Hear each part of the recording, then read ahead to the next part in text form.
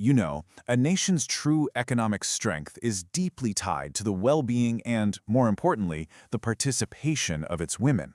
Recognizing this, India has developed a pretty comprehensive policy framework that's all about women-led development. So, in this explainer, we're going to break down this integrated strategy and really explore how it aims to empower women at every single stage of their lives. Now, the central idea behind this whole framework is a major strategic shift.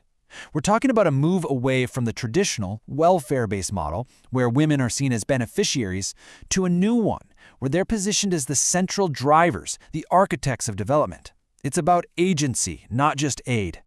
So, here's how we're going to tackle this. We'll start with a big picture vision, then dig into the foundations of health and education. After that, we'll look at the critical issue of safety, and finally, economic empowerment, before wrapping it all up with an analysis geared for your exams. All right, let's jump right in with the core philosophy. This isn't about a bunch of separate programs. It's about integrating them all into one single cohesive vision for women-led development.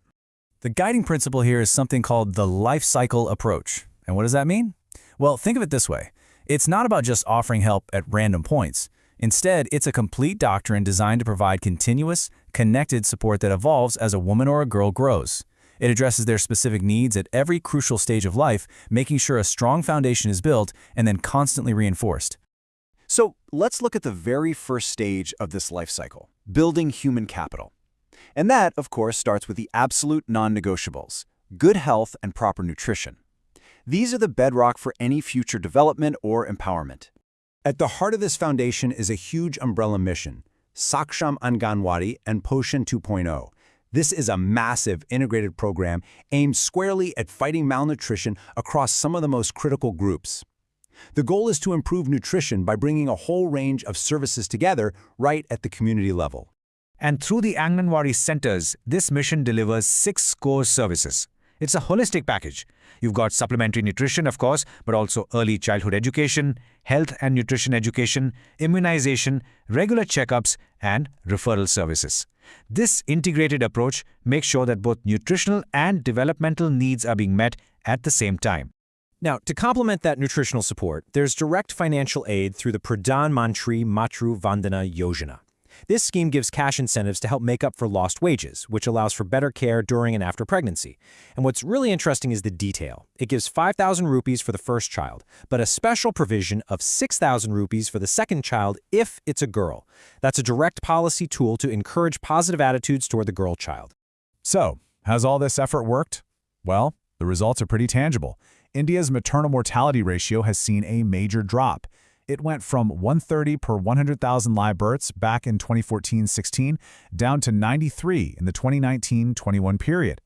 That's a huge improvement and a key indicator that maternal health care is getting better. Okay, so once that foundation of good health is in place, the next logical step is to build capabilities through education and skills. This whole stage is about unlocking a woman's full potential. And you can't talk about this without mentioning the landmark Beti Bachao, Beti Padhao scheme. It's been a key driver in changing mindsets. One of its biggest successes has been the improvement in the national sex ratio at birth. It's climbed from 9.18 in 2014-15 up to 9.29 in 24-25. Now, this isn't just a number. It shows a real positive shift in how society values a girl child. And to tackle the long-standing issue of women being underrepresented in science and tech, there are very specific initiatives, like the Vigyan Jyoti scheme. This is a multifaceted approach. It offers everything from one-on-one counseling and visits to real labs, to actual interactions with women who are role models in STEM fields. It's all about inspiring and equipping young girls to chase those careers. The third pillar is safety. And let's be clear, this is the absolute bedrock of empowerment. Why? Because without the assurance of safety and security, women simply can't freely go to school, look for a job, or participate in public life.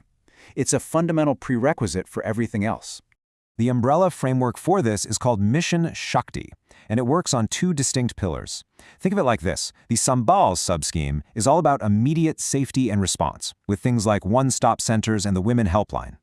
At the same time, the Samarthya sub-scheme is focused on building long-term empowerment through support systems like safe housing and creches. And to make sure workplaces are safe, there's the SheBox portal. This is a really important digital governance tool. It's a single, confidential online platform where any working woman can file a complaint about sexual harassment. This makes the whole process more transparent and really enhances accountability, which is key to making workplaces safer. All right, this brings us to the culmination of the cycle. This is where we translate all that health, all those skills, and that newfound security into real economic independence and leadership. This is the stage where women move from just having livelihoods to actually taking on leadership roles. And the sheer scale of this is just immense.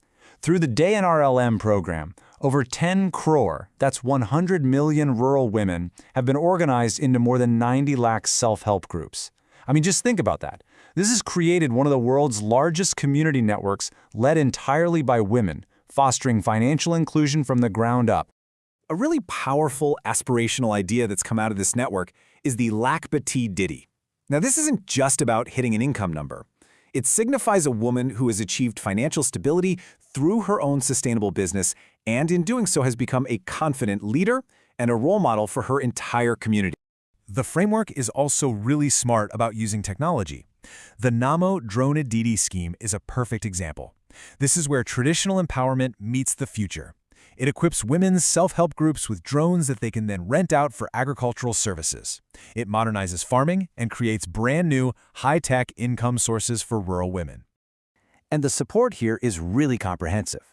They don't just hand over a piece of equipment and say, good luck. The scheme provides 80% financial assistance for the drone itself, plus certified training for one member to become the pilot and another to be a technical assistant. It's a whole ecosystem designed to make sure they succeed. Okay, so let's pull all these threads together now and synthesize this information into a clear analysis, really focusing on the key takeaways you'll need for a critical, exam-oriented understanding of this whole topic. When you look at the whole framework, 4 key themes really stand out. First, that fundamental policy shift from welfare to empowerment. Second, the model of convergent governance, where multiple ministries work together. Third, that integrated life cycle approach we've been talking about. And finally, the strategic use of technology as a powerful tool for both empowerment and efficiency. Now, to really lock in your understanding, think about these exam-style questions. For prelims, you'll want to focus on the specific details of schemes, like the components of Mission Shakti. But for mains, you need to be ready to critically analyze that broader policy shift we discussed, using all the schemes we've covered as examples to back up your argument. At the end of the day, this framework isn't just a list of policies, it's a whole new vision for development.